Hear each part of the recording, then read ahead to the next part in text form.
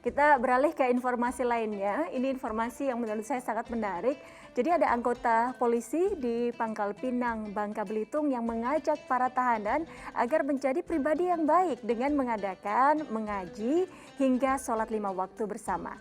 Tak cuma itu, para petugas juga secara sukarela menyumbangkan gaji mereka untuk disedekahkan kepada masyarakat yang membutuhkan.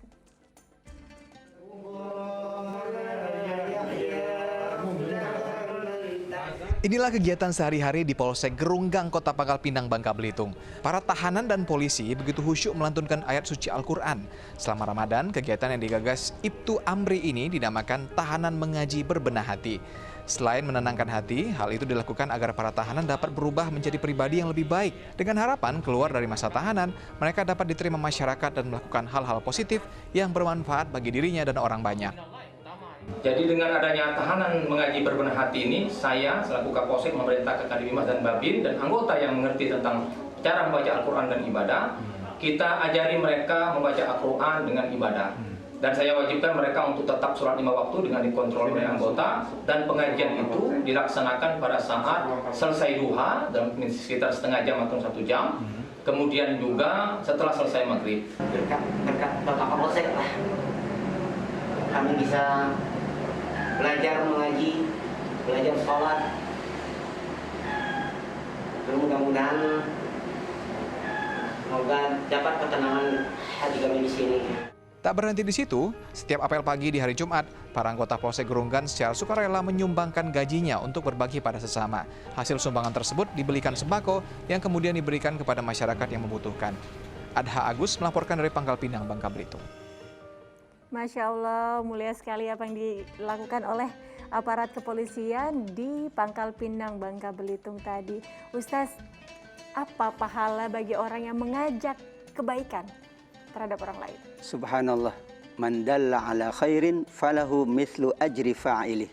Orang yang mengajak, orang yang kemudian membuat orang lain tergerak untuk melakukan kebaikan, dia mendapatkan pahala yang disebut dengan pahala dirinya dan pahala orang yang melakukannya. Saya mengajak orang ngaji, saya dapat pahala ngaji saya dan pahala orang yang mengaji yang saya ajak.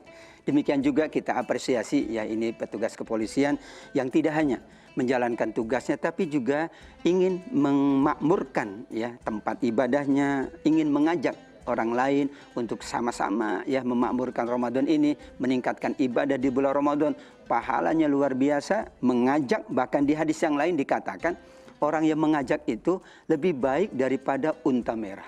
Berarti kan ini unta paling mahal. Ini isyarat dari Nabi. Kita ngajak orang lain sholat, kita ngajak orang lain berinfak, bersodakoh.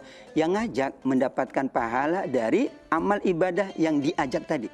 Tidak dikurangi sedikit pun oleh Allah Subhanahu wa Ta'ala. Jadi kalau yang diajak 10 orang, dia dapat pahala menjalankannya, dan pahala 10 orang yang diajak bersama-sama membaca ayat Al-Quran misalnya. Masya Allah. Ustaz, di bulan Ramadan, bulan penuh berkah, bulan di mana kita meningkatkan ibadah kita, begitu Ustaz. Selain mengaji, selain membaca Al-Quran, begitu, apa saja yang sebaiknya ibadah-ibadah apa saja yang harus kita tingkatkan? Tentu saja selain sholat 5 waktu, kemudian membaca ayat-ayat suci Al-Quran, apalagi Ustaz selain itu? Ya, Ramadan ini dikatakan sebagai ibadah sanawiyah, ibadah tahunan. Nah, kalau ibadah tahunan kan berarti di situ ada ibadah harian kita, ada ibadah pekanan kita, dan ada ibadah bulanan kita.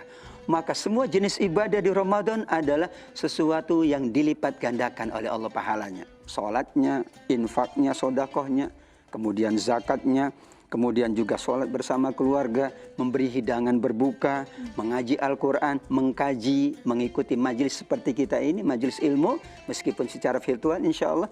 Namun seluruh yang kemudian kita jalankan itu akan bernilai ibadah di sisi Allah, dan Allah lipat gandakan karena bulan Ramadan. Maka semua jenis ibadah tidak dibatasi. Justru kalau kita batasi akhirnya tidak dijalankan itu. Kalau cuma sholat doang nanti yang lainnya tidak. Silakan kita dapat memaksimalkan, memperbanyak jenis ibadah.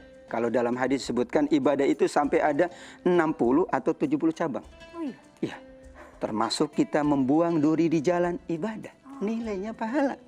Atau dulu duri, ya sekarang yang mengganggu di jalan.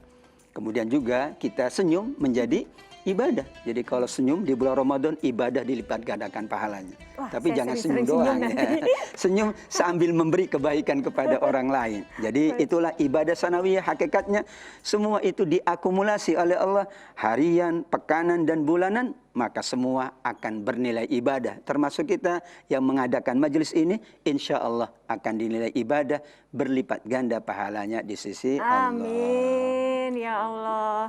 Jadi harus ditingkatkan selain sholat fardu, kemudian sholat sunnah, membaca ayat suci Al-Quran, infak, sedekah, traktir teman. Traktir teman juga, Berbagi, Ustaz? ya, berbagi. Berbagi ya, termasuk berbagi, termasuk sedekah juga ya Ustaz ya? Sedekah juga, senyum. Wah, Ya, sedekah juga. senyum. Banyak-banyak senyum nih saya ke pemirsa nih sekarang nih ya. Alhamdulillah.